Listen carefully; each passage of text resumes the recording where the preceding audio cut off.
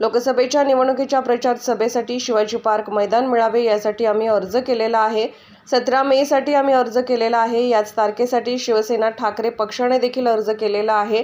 मात्र प्रचार सभेसाठी आम्हालाच परवानगी मिळणार, कारण आम्ही पहिला अर्ज केलेला आहे। नियमानुसार आम्हाला परवानगी मिळणार।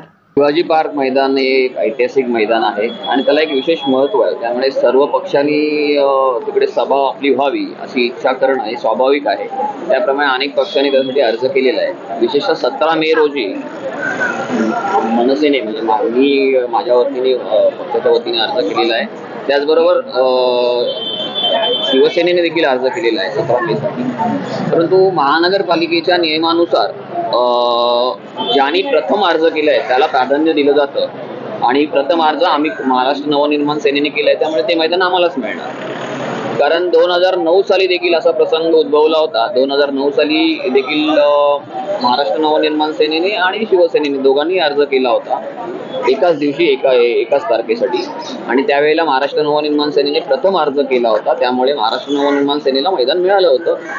तो नियम आहे, त्या नियमाच्याच आधारावर यावर्षी देखील ते मैदान आम्हालाच मिळणार।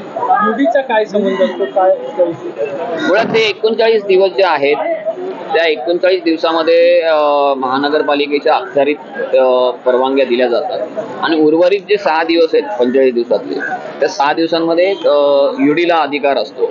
तर त्या 39 दिवसा व्यतिरिक्त इतर दिवसांसाठी जर परवानगी हवी असेल तर महानगरपालिकेकडे आलेले अर्ज महानगरपालिका युडी डिपार्टमेंटला पाठवतं आणि युडी डिपार्टमेंट त्याच्यावर निर्णय घेतं। किती तारखेला तुम्ही मैदान? 17 मे। थँक्यू।